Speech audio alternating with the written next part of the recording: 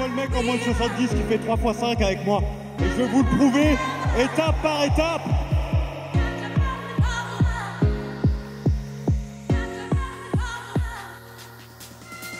Et bonjour mesdames et messieurs pour ce deuxième épisode de 3 x 5, l'émission MMA. Aujourd'hui nous allons évoquer le combat de ce dimanche 15 juin qui aura lieu lors de l'UFC Fight Night d'Atlanta, si je ne dis pas de bêtises. Il opposera Alonzo Menifield et Oumar Sy. Oumar Sy, messieurs, dames, nous allons en parler tout de suite puisqu'il s'agit d'un combattant et du seul combattant français nous représentant à l'UFC dans la catégorie lightweight. Oumar Sy, c'est quoi? C'est 11-0, 11 victoires, 0 défaites, 4 KO, 4 soumissions, 3 décisions. Oumar Sy, pour moi, c'est un combattant moderne, c'est-à-dire un combattant qui mixe très bien le sol, la lutte, la boxe, le pied-point. C'est un combattant qui a compris quels étaient les enjeux du MMA en 2025 et surtout, je pense, et on va y revenir après quand on va parler d'Alonzo Menifield, je pense que c'est un combattant, et encore une fois je ne dis pas ça parce qu'il est français, je pense que c'est un combattant qui va poser un problème dans cette catégorie. C'est un combattant en plus que j'apprécie dans sa garde. Je trouve qu'il a une garde, il change beaucoup de garde, comme un certain Cyril Gane.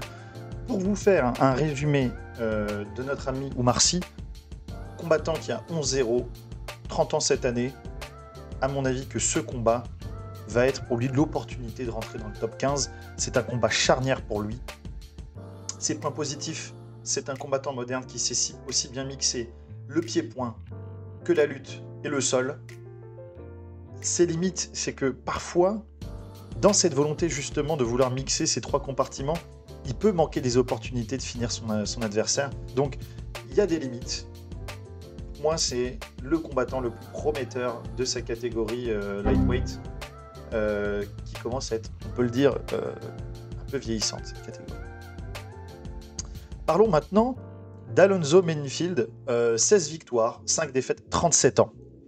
Donc, dans symboliquement, sportivement, quand un combattant ou n'importe quel athlète atteint ces âges-là, on a tendance à dire qu'il est dans sa phase descendante.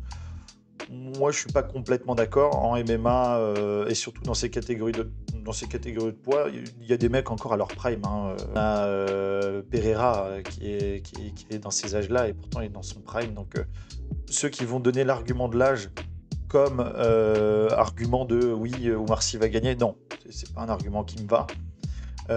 Donc 16 victoires, 5 défaites pour Alonzo Menifield. Il est à l'UFC depuis, regardez, je descends, depuis 2019, et vous avez vu le nombre de combats qu'il a fait. Il a enchaîné. Il a enchaîné en 2019, vous voyez, il a fait 2 combats.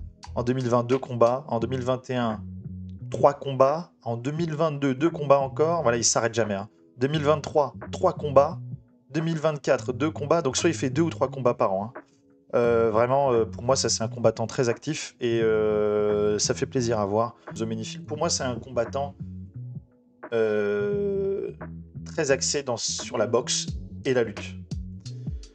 Il a une carapace de muscles qui, pour moi aussi, le pousse à ses limites dans les derniers rounds. On voit souvent qu'il est crevé et c'est aussi lié au fait que beaucoup de lutte. Il a une défense de lutte qui est, pour moi, très bonne. 5 défaites. 37 ans, 1m82, donc plus petit que Oumar Sy. En revanche, il fait 92 kg le jour de la pesée. En combat, je pense qu'il doit être à plus de 105, je ne vais pas dire de bêtises, mais non, il doit être entre 100 et 105. Il a l'air d'être... Ou alors, vraiment, il a un taux de muscle dans son corps assez flippant. Il a une sacrée carapace, et comme je le disais, le fait qu'il mixe souvent boxe et lutte... le pousse un peu dans ses retranchements dans les derniers rounds, ce qui va être intéressant pour Oumar Sy. Oumar Sy qui est un peu plus jeune, qui a un peu plus de cardio, je pense qu'il peut l'amener dans les derniers rounds et justement l'avoir sur le cardio. Voilà, pour moi, c'est un combat que Oumar Sy peut gagner parce qu'il y a des chemins de victoire très intéressants sur Alonzo Menifield. Pour moi, Alonzo Menifield, si Oumar Sy dans un ego va aller uniquement à la boxe avec lui, je pense qu'il peut très certainement perdre. Mais je n'ai jamais vu Omar Sy dans ses combats faire ce type d'erreur. C'est quelqu'un qui a tendance à, et qui aime, je pense, mixer tous les compartiments. Je pense que si, à un moment donné, il sera dans un compartiment boxe avec Menifield, il faudrait qu'il évite de baisser sa tête, qu'il a tendance à faire lorsqu'il est contre la cage.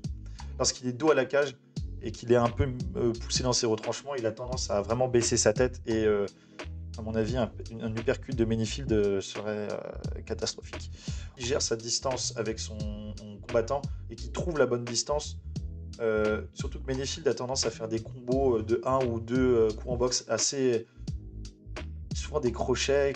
Il est souvent en bout de course lorsqu'il fait des combos. Parce que ça peut être très intéressant pour Omar Sy de trouver cette distance-là en pied-point.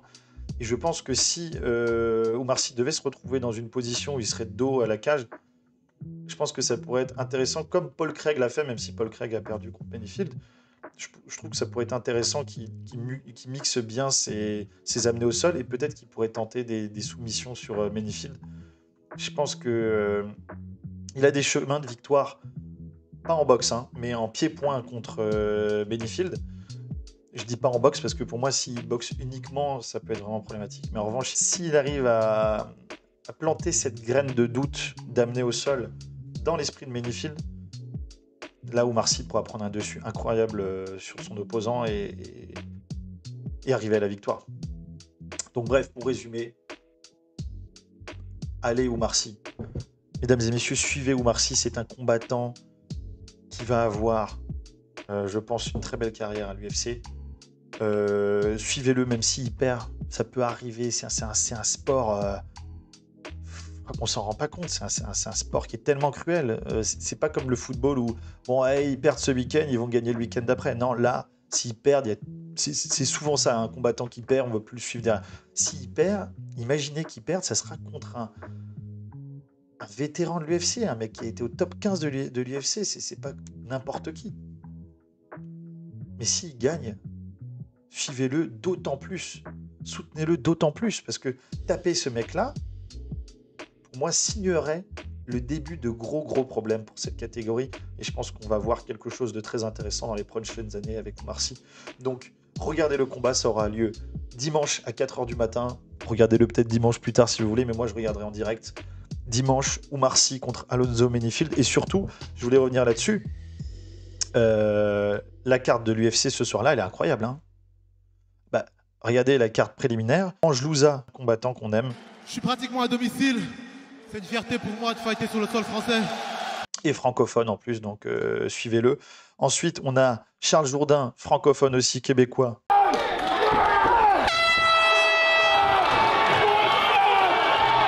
Un peu d'avoir un petit apéritif avant le combat qui m'intéresse le plus en début de carte.